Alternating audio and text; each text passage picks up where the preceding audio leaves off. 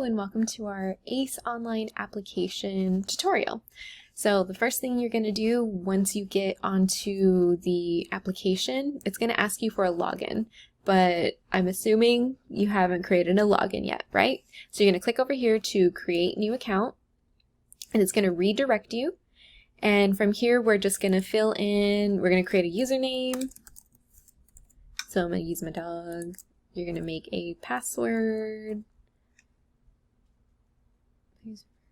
What are the restrictions? 8 characters, unless at least one letter. That work? Okay. As you can see, make sure you do things correctly.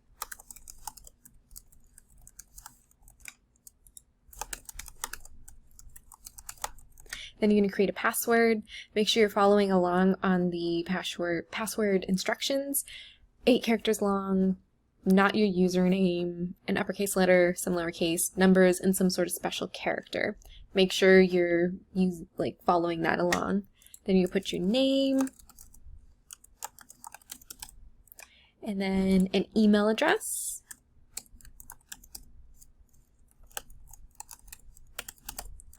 I'm just going to copy and paste here. And then you're going to select some sort of security question. So favorite pet's name. And then answer hint, pet, or whatever the hint is. Then you're going to click I'm not a robot. And then create account.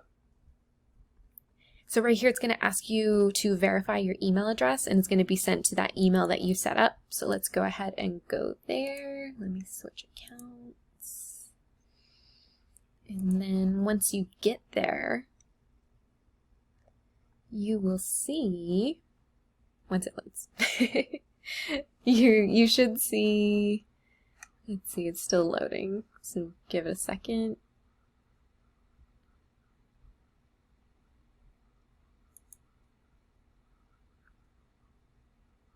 Alright, so it'll say notify, activate your account.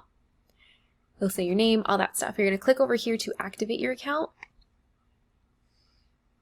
And then it's saying congratulations, you've activated your account, continue. And then that username and password again. Did I do 13? And then log in. And it's going to ask you for that security question again. And then you can select this. This is just saying that this is your device, and next time you need to log into this, you won't have to re-answer that security question again. So it's up to your discretion. So here's the actual application. Here's some cool things about it. You can have it in Spanish or in English, whichever you want. In case this is gone, you can find it up here in the address bar, and you could flip it. So over here is the application checklist and some things to look out for. You could save your progress at any point in time, and you can also click next is how you move along in your application process. You're going to have a select your college of interest. So you'll go down over here. For me, I'll select South Mountain. Optionally, you can select a second college. This is just so then in case if, say, for South Mountain Community College, we already accepted all of our students, but your second college that you selected, say, Gateway, they have a few extra slots open, so they'll go from any of those secondary college students. That might be a thing. So just keep in mind, select whatever college is closest to you. Then you're going to put in your first name, then last name. Over here, you're just going to put in all of your general information. So we'll just pick a random day, and then we'll do a random address, a random city. Not a random state. Make sure you put Arizona, because if you don't put Arizona, that's like a red flag for us. And then student phone number. And then you're going to put whether it's a home phone, cell phone, what have you. I guess it wants an actual number. Let's do my office number too. Oh, 38302. And then you can add an additional phone number if you want, a student email address. Oops. And then you're going to put, if it's a personal or whatever, we highly recommend that you actually don't use a school email address, because what we've noticed, especially for the information sessions, if you are trying to like if we need to send you an email, sometimes depending on your high school will restrict or block access to us emailing you. So that's why we prefer you to have a actual like a personal email address, maybe like a Gmail account, Yahoo, whatever the case may be. And then over here we're going to look for demographic information. And then also the thing with the application too, so say I forgot to put my name, and then I try to click next, it's going to say this field is required. So keep a lookout for that, and it'll let you know, hey, you're missing something. Then you go next. And then your career goal, even if you don't know what you want to do, I didn't quite know what I wanted to do when I was applying for the program, or even when I was in high school. So you could put unknown if you want, or if you have an idea, then you're going to select sophomore. We're just double checking to make sure you are a sophomore, because this is the only time you can apply. I went to Fairfax. If you have a high school ID, you can put it there. If not, it's totally fine. High school, middle school. I went to Vista. Have you ever earned college credit? For the sake of this, we'll say no. For the most part, if you take in dual enrollment, you'll go ahead and select yes, and you'll say where. But for this, we'll say no. First generation college student, I am. This is basically if any of your parents have not received a bachelor's degree. So if you fall under that category, then you are a first generation student. Also, we want to know what your parent/guardian, like what is their highest grade that they did. So you could go ahead and select and see the options. Here you will click next again. Are you currently working? So this is out of school activities. We want to know what you're up to. So over here, we'll go ahead and put no, but if you are, you'll see where, how many hours per week pop up. Also over here, are you involved in any other activities? You could put no, nothing pops up. If you put yes, you have all these options. You could check mark whichever ones you want, and we just want to know how many hours per week. We'll say no for right now. Have any family members participated in the ACE program? No. Then you can move along. If you have someone who has attended or been an ACE, you go ahead and put yes, and we're going to ask for their name, if they're your cousin, brother, sister, what have you, the year they started ACE, and the ACE college that they attended. So keep in mind, because it has the red asterisks at the, like next to it, you have to fill it out. So if you're unsure, just reach out to that person. But for the sake of this video, we'll say no. And then we'll continue on. If it goes, now it doesn't want to let me go. Interesting. Well, let's just say me, I guess. Self, 2009, SMCC. Okay, there we go. Oh, now it went. Why can't I go? Okay, there we go. I think I was clicking too many things too quickly. Next is, this is your chance for your parents to put in stuff. So, what their name is, relationship to student, their email address, their phone number. 23800, that's the school's.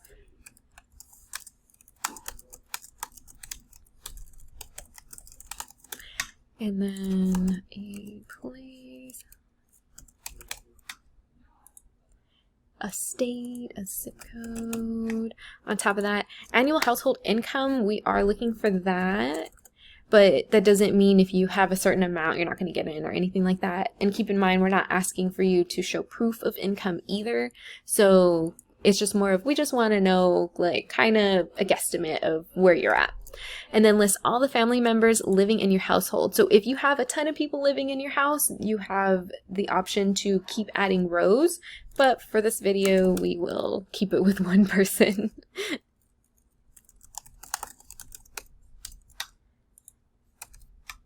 And then we will do...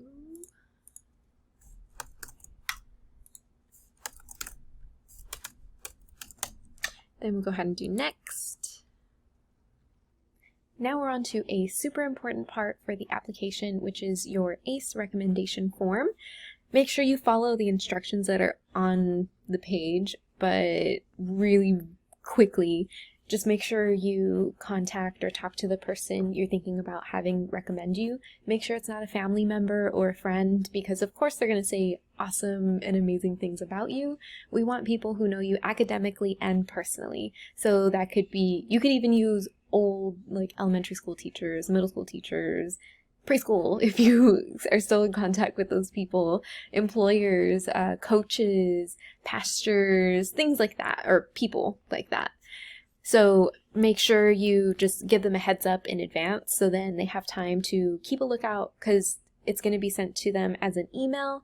And also just so then in case, say if it's one of your high school teachers, they might have a bunch of other people asking to get their recommendation as well. So just make sure you're communicating and letting them know, hey, keep a lookout for my recommendation. So we're going to make sure you also have their correct first and last name, the correct spelling, and also the correct spelling of their email address on top of that. So let's start filling this out.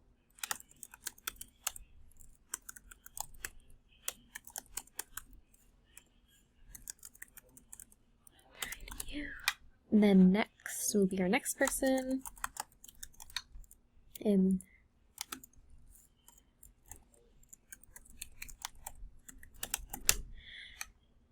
something to keep in mind while you're working on your application and you get to the recommendation form part, when you hit next, it's not going to automatically send an email. You have to get to the very end of your application and submit it, and then your recommenders will receive the recommendation email.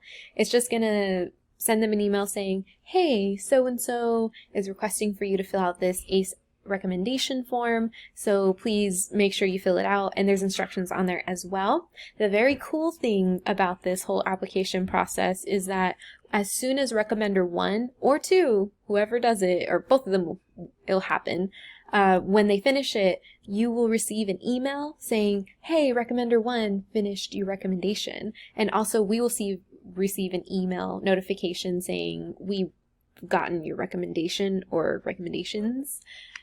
On top of that, you can also gauge on, oh, you know, recommender 1 hasn't finished my recommendation. Let me check in on them. That's your opportunity to ask them, hey, did you get the email? Were you able to complete it yet? If they are unable to, or if you want to change your recommendation, because you have a login to log into this application, you are more than welcome to go back in and redo your recommendation. You could take out recommender 1 and put in a new person. If you don't feel too comfortable doing that, you can always email whatever college you're applying to, and we will be more than happy to go in your application, change it for you, and so that letter will be received to your new recommender. So those are just some things to keep in mind. So then we'll go next. And then from here is the essay section. So this part is super important. We're basically asking you your story. And, you know, this kind of goes with any scholarship application. You have to write an essay, right? We're only asking for a minimum of 300 words. So that's really not that bad, and you're talking about yourself. So it's pretty easy. We even have some bullet points on what we're looking for, like future career educational goals, personal achievements, but we want to hear all the awesome things and amazing things that you've done and accomplished, but we also want to hear some challenges too. Like, we want to know, were you struggling? Like, did you get a bad grade in a class? How did you fix it? Like, what did you do? Did you overcome some sort of hardship through like family life or school life? we've learned so much about you through these essays because we want to get to know you while we're reading these essays. So another important thing, please make sure you have someone look over your essays. Personally, I feel like because it's online, it's more easier for you to be able to get someone to look at it. You could create it on a Google Doc and then from there share it with a teacher. Your teacher can make whatever, any grammatical error like edits and tell you to like add certain things here and there. Like you could really expand on it, which is nice. There's two different ways for you to submit your application. There is one where you can type in your essay right, oh, I can't even type, right here. We don't really recommend that just because it doesn't give you the opportunity to actually go in and like really get your thoughts out in your essay section, because if you've noticed, there's also a timer up in the corner. Don't be scared of that though. Every time you go to a new page, it resets. So we just recommend that you, like, if you get to this point and you haven't started your essay yet, maybe save your progress and just copy and paste this so you have it with you so you can refer back to it and really take your time on this essay portion.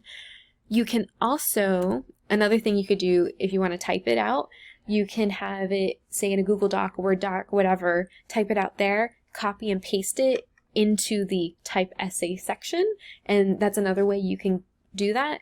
Or if you really want to, you can upload your essay. So you can say, just make sure you save it as a PDF file, and you could save as a PDF file on Word or even on your Google Docs. But just, I'll quickly show you how to upload.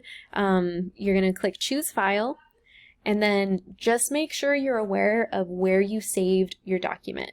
So I'm going to go ahead and use spring courses for 2021, just for now. But then see how easy it was? Just make sure you know where you save your files, and that'll make things easier for you. Next is, this is the high school transcript part. Remember, we're not grade-based or GPA-based, but we just want to double check and see like where you're at in high school in terms of like, this is how we really verify you're a sophomore. This is how we verify that you have at least 6 or more high school credits, things like that. Don't be afraid on submitting your transcript. If you are unable to get your transcript by the time it's the deadline, or you're trying to work through your application or anything like that, this part isn't technically required. So you could still continue on with the application even if you don't upload anything, but keep in mind, we will be asking you for your transcript while we're looking over applications. So that might be something we'll have to bug you about with an email or a phone call. So then go ahead and do next. And this is our education and record release form. You're just going to acknowledge that, like, you acknowledge FERPA and all of that stuff. You could totally read through all of this stuff, but it's nothing too crazy. So then go ahead and do next. Here's the very, very last part. You doing this means you are done with your application. You filled out everything. Everything's good. Your essay, recommendation, emails are there. This is how your application gets submitted. So you will, you'll just type in your first and last name, and then you're just going to click sign electronically, and then await. And then right here, it's gonna let you know, hey, thanks for applying. We received your application. Also, on top of that, you will also get an email of this as well. Let me refresh this again. So see where it says Maricopa ACE application? And then this is the exact same wording as it is right here. And it's just letting you know, hey, don't forget, you won't hear from us until about mid-January. And that's just because it's time consuming. Everyone in our offices are going through all the applications. We're reading all the recommendation forms. We read all these essays. Depending on what college you apply to, you may or may not have to do a like an interview with your parent and like you yourself. So it's also us getting ready for that on top of it. So there's a lot of stuff we have to go through, and that's why it takes so long, and that's why you won't hear from us until about January. But you can also view your form in a PDF file right here. You are also able to save it so you even remember what you put on your application. Lastly, I will probably make a separate tutorial for it, just because as of recording this video right now, we're still working through it in terms of you saving at a certain spot in your application. We will be able to have a better tutorial on, okay, here's how to log in, where to go, and it'll just take you right back to it. But hopefully all of this information was helpful and useful. If you have any questions, feel free to reach out to us. You can always email us. We're working from home, so not exactly call, but just email us and we'll be more than happy to help you with any questions you have. Thank you. So here I'm going to show you how to get back into your application. So the most important thing about this is you can't use the link that you initially started your application on, where you created your account, you made a username and a password and all of that stuff. The page that I'm currently on right now is a different link. Yes, it looks exactly the same, but trust me, totally different link. When you log in, it's going to show something else. So let's get started with that first. And of course, I'll have the link for this particular page when you come back on to finish up your application down in the bottom, and it'll be sent out to you as well. And we will be very specific with, yes, this is the application link, and then here's the link for if you need to save and come back.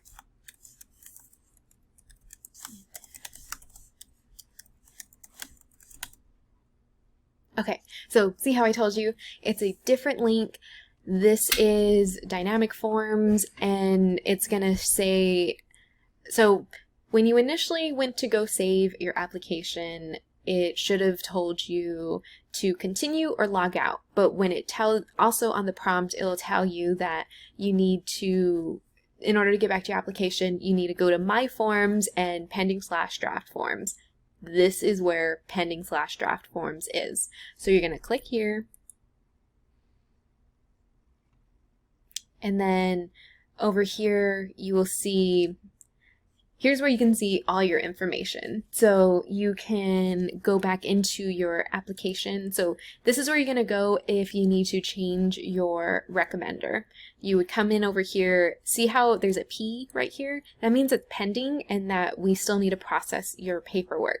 So there's a perfect time for you to go in, change the recommender, all of that stuff. You would just go, I think it's Manage Cosigners. And then over here, you see how this one has a D. So you should have only done one application. The only reason why I have two applications in here is because I filmed a tutorial with one application, and then I've also made and finished another application for the step-by-step instructions that's all typed out that you should have as well. So let's go with the video one. So here's this one. We're going to come over here where it says complete form, and then it's going to take you to the very beginning. So all you have to do is just keep clicking next to get to the point where you had stopped. So over here I stopped and I used a middle initial of M just to ensure, yes, this is the one that I tried saving my progress for. So all you have to do, say you stopped on the essay section because you wanted to work on your essay and you'll turn it in later, and you're ready to do, like, turn in your essay and finish up everything, all of this page should be clean, or like filled in, and also the other ones as well. So you just need to get to that part and then finish up your application. It's pretty simple. You could still save your progress from here. It's still gonna tell you that same thing. And of course, every time it's gonna have you log out. So you'll have to re-log in whenever you decide to go back and finish up your application. And that's basically how to finish up or at least get back into your application if you happen to save your progress. Good luck. Let us know if you have any questions. Bye.